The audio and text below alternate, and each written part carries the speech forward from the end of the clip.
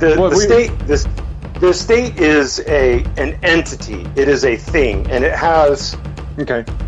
and it has the Kinda like ability the to ocean or the moon. enforce itself.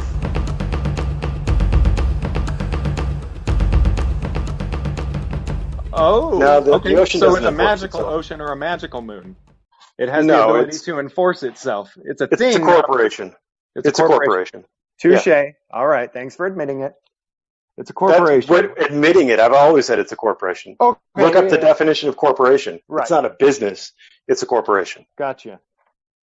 Cities are municipal corporations. The state is a corporation. The federal government is a corporation. A corporation is an entity that is formed by people that outlasts the individuals in it. A typical entity would be like if you and I agreed to something, Mm-hmm. and then we died, that thing we agreed to is gone with us. But if we form a corporation, then we establish the rules of that corporation, and then the people who come in to replace board members or whatever as those board members leave, then they can keep that entity running. Okay. So someone created this corporation. The founding fathers did. The Okay. founding fathers did.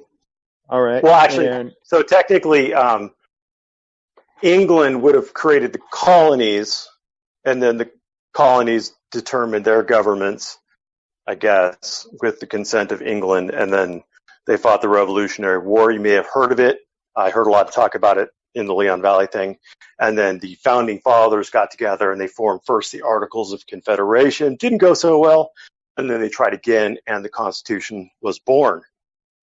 Okay. So this entity that exists is entitled to a percentage of my income and my labor, right? Yes. Well, Okay. Of your income, yes. Of your labor, no. But your income, yes. Okay, but my income is my income is a product of my labor, isn't it? Yours may be, but incomes in general may not be. People may make incomes on passive investments, Okay. inheritance, gifts, things like that. Imagine if you were talking to me and I wasn't drunk right now. Imagine how much fun that would be. Yeah. All right. So, well, I'm not an attorney either. I just, I know. Everybody knows that, James. It's okay. Okay. We still love you. All right. You are a much better cult leader than I am. Hands down, right. bar none. All right. You've got that piercing stare and the bushy beard. I mean, it really sells it.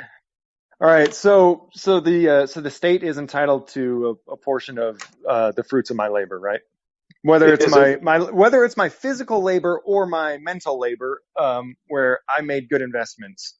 No, it's entitled to a percentage of your income. Okay. So, and my income is the fruits of my labor, whether it be physical labor or the labor of my mind, my, using smart, intelligent, making some good investments. Either way, I did something. Or gifts, inheritances. There you go. There's lots of ways to have income. I mean, it's just income. I don't know why you're trying to drill it down to your labor. But if you really want to, if your labor produces income, then yes, the government is entitled to some of the income produced by your labor. All right. But if your labor doesn't produce income, then the government isn't entitled to any of it. Okay. All right. So if I do labor though for income, then the state is entitled to my labor. No, it's entitled to the income. The fruits of my labor. It's entitled to your income. Exactly, the fruits of my labor. Now, okay. The fruits of your labor could be like if you're a potter and you make pots, that's the fruit of your labor. And then you sell that pot for money and you get income. That is different than the fruit of your labor. Okay, the income it's income. I know you really want it to be the fruit of your labor, but it's not. It's income. I'm sorry. Okay, we'll agree to disagree then, because I definitely would say that money is the fruit of your labor. When you I know, because your entire gestalt, or it wouldn't be gestalt, it would be your worldview. Zeitgeist. There we go. Yeah, I have this worldview. I have this view that I am not entitled to other people's stuff. That I can't make people do work for me and then and steal from them. Congratulations. I share that worldview. Okay, but you're saying that there's these magical entities that have been created that even though no human being has the right to take from another human being, there are these magical entities that have been created that have this magical power to be allowed to take from other individuals. And there are some human beings who are allowed to take from other human beings. Oh, right. And we talked about that. It would have to be done justly. And in that case, Yes. yeah, we've got there, I think we can mostly agree on what would be just and unjust for me or you to take from another. But where we're getting hung up is when and where this magical entity is allowed to take from us. Right, because the reality is that magical entity is not magical, it's just an entity, and it's allowed to take from you, or else you go to this little place we like to call prison, Right. where people put their penises in your butthole against your will. Right.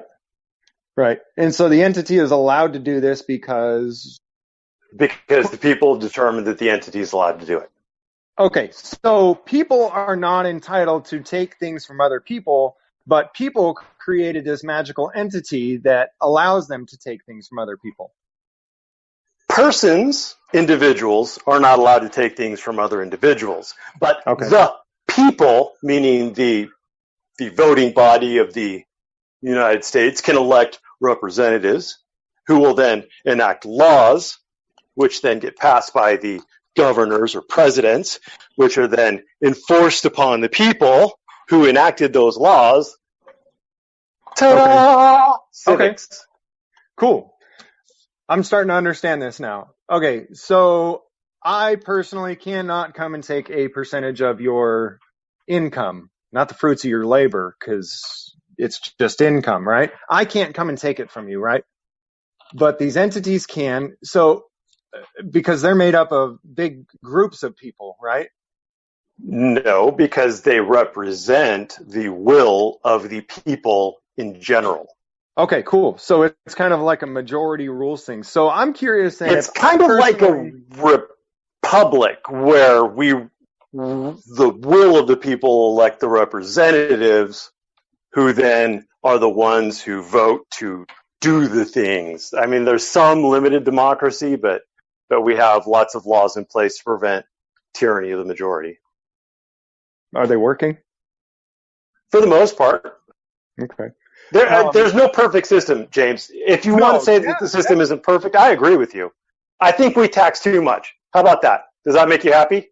No. I really want to try to understand this better. So we understand that it's wrong for one person to take from another person, but a certain number of people can do special rituals to be able to take from others. Nope. You're still trying to malform the argument. You're still trying to do it. Okay. It's the people as a group, as a whole. 100% of the people get to vote for representatives. Well, 100% of the people who are allowed to vote are allowed to vote for representatives. And then those representatives... Hold on, because we got a lot of key points here. So 100% of the people, but not 100% of the people, because not all of them are allowed to vote. That's correct. Okay, so what percent do you think then, maybe? Just a rough guesstimate, just for the sake of the argument here. I would say that typically it's a very low percent. I'm just spitballing, but I would say probably less than 30 or 40% of people bother to vote, who are actually entitled to, who could vote if they wanted to, who could register to vote, et cetera, et cetera. Wait, I'm sorry, I think I misunderstood. Did you say 30 to 40% of people can vote or do vote? No, I said 30 to 40% of people do vote. Oh, okay, I'm guessing. This is spitballing. What I mean is you said 100% of the people get to decide, but then you said there are some people who don't get to vote or don't get to decide it. I'm curious about how many people you think don't get to vote. Well, so people who are in jail don't get to vote. Right. People who are in prison don't get to vote. Right. Minors don't get to vote. Who don't? The insane. Minors. Okay. Children. Okay. Minors. The insane don't get to vote. Okay. Non-citizens who are here legally or illegally don't get to vote. Okay. What percentage of people is left that could theoretically vote if they want to? Probably somewhere in like the 80-ish, 70 to 80%, I guess, roughly. I'm spitballing. I don't obviously have those Right. statistics Yeah, in front of me. I know we don't have an exact figure. Yeah. That's what I was looking for. You think Do about you 70 or think 80? do you think my guesstimate is wrong, or do you feel that I've Oh, no. improperly? No, and that's honestly, I think that's not totally relevant to the case. Okay. It's just that not 100% of the people can get a choice, though. Well, no individual gets a choice. Right. Okay. No individual gets a choice, No individual gets a choice. but the collective get a choice. The collective get to choose their representatives. Okay. And so then the representatives are actually the ones who make all the choices.